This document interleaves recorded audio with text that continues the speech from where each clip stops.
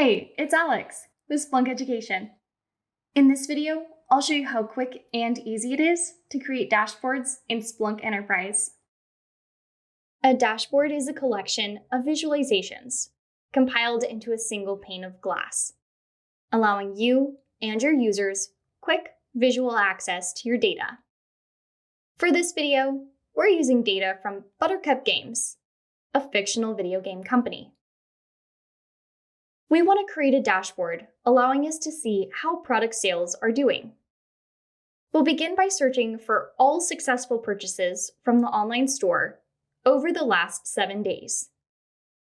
After running our search, we select the Visualization tab. Clicking on Column Chart, we can choose the visualization style that best suits our data. The Format button allows us to customize some visual formatting options, while the Trellis button allows us to split our data by a selected field, creating multiple visualizations while only running a single search. Our visualization looks good, so we'll click Save As. We can save this search to a report or an alert, an existing dashboard, or a new dashboard. We'll select New Dashboard. We give our dashboard a title and an optional description. Dashboards are set to private by default, but depending on the permissions of your role, you may have additional options, such as Shared in App, which allows other users of the selected app to view your dashboard. We have the option to create this as a classic dashboard or create it using Dashboard Studio.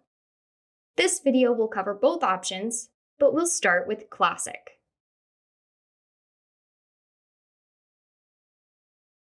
We give our panel a title and verify that we want this visualization displayed as a line chart. We click Save and can now view the dashboard. Looking pretty good. Clicking Edit allows us to modify our dashboard. Buttons on our visualization allow you to edit the underlying search or change the visualization. We have the same format options we had in the Visualization tab when we originally ran the search, and can edit drill down settings or split our data using the Trellis layout.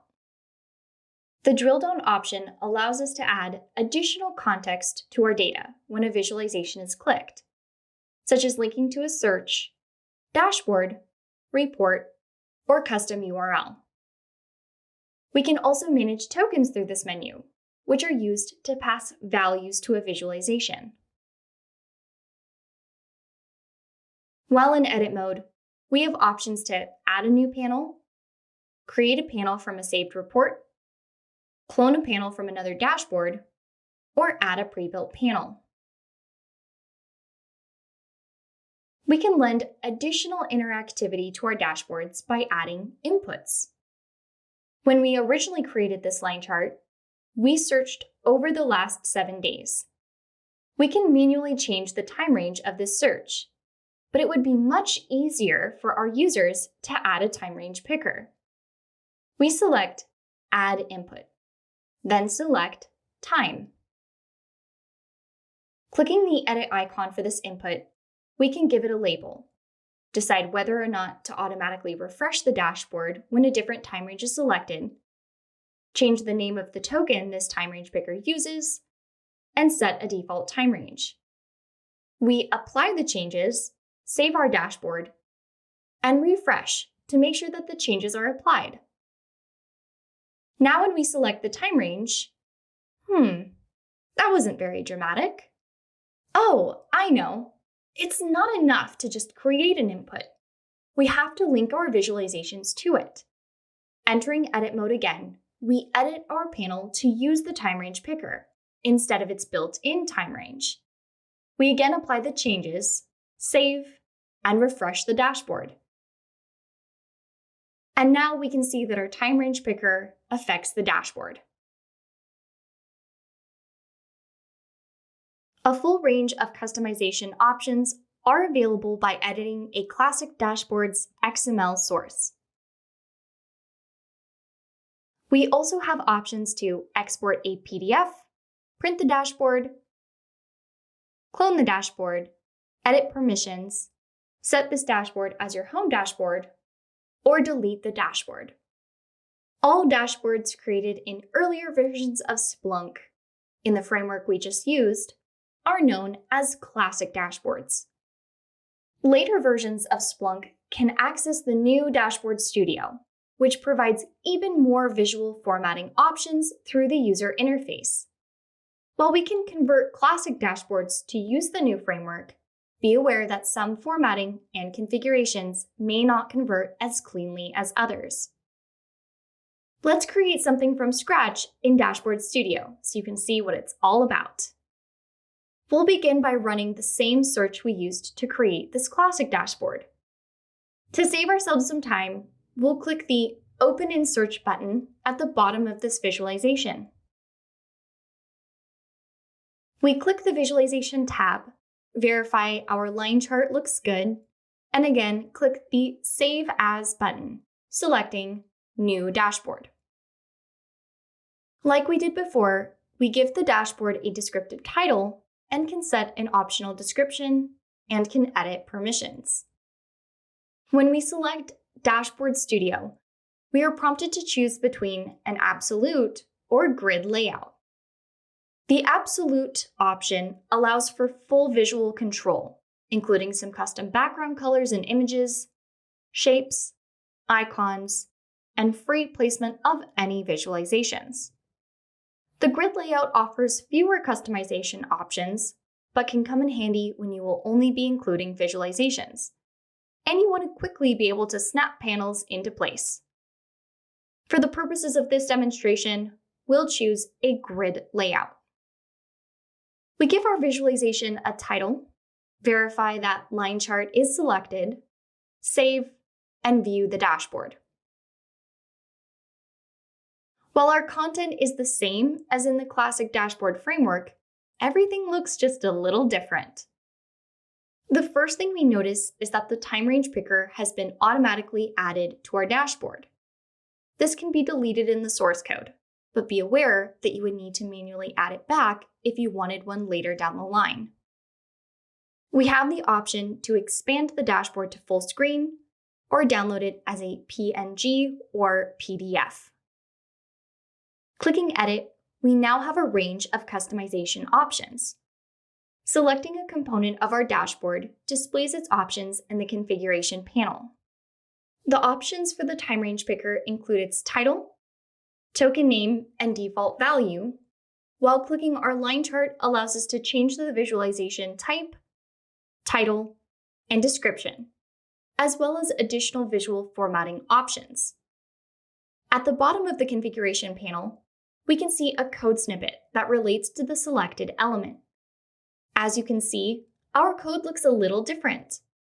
A key difference between classic dashboards and Dashboard Studio is that while dashboards in Splunk have traditionally been powered by XML, Dashboard Studio uses JSON.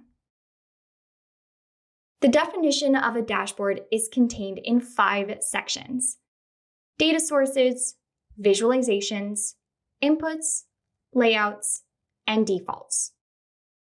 The order of these sections will differ based on how the dashboard was created. Since we created this dashboard from a search, it begins with the Data Sources section. Dashboards created from the Dashboards tab will begin with the Visualizations section. The order of these sections is ultimately inconsequential and will not affect the functionality of your dashboard. Returning to the GUI editor, we have buttons at the top allowing us to perform additional actions. We can add visualizations and inputs, show or hide the configuration panel, and edit our data sources. Let's talk a little bit about configuring data sources in Dashboard Studio. In the Data Overview panel, we see a source called Unnamed. This contains our search we used to create the line chart. If we edit this search, for example, specifying a product name, and click Run and Save, we see our visualization updates to only show one product. We can also edit this search from any visualizations that use it as a data source. We will change the name of this data source and remove the constraint we just added.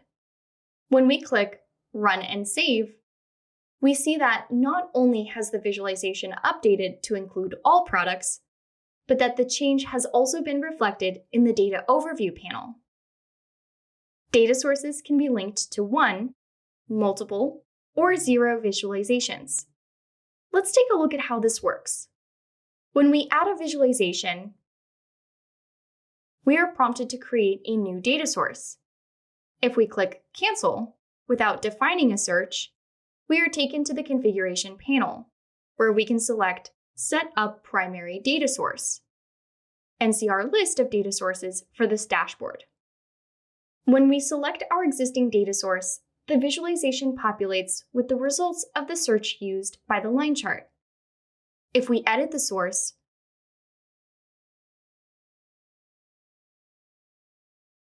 we see that both visualizations will reflect the change. With our new visualization selected, if we click the delete icon next to the data source, it will simply unlink the source from this specific visualization, and we are again prompted to set up a data source. Notice that the Data Overview panel still contains the data source. If we click the delete icon from this panel, we get a warning that our data source is in use. Deleting data sources from the Data Overview panel will remove them from the environment, requiring you to manually add them back in order to use them. Data sources can be edited from the Data Overview panel by selecting any visualization that uses them or in the JSON source code.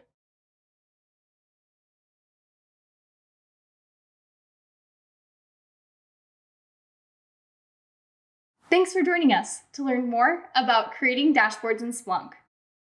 We suggest you check out the documentation, watch additional videos on the Splunk How-To channel, and register for courses from Splunk Education. Happy Splunking!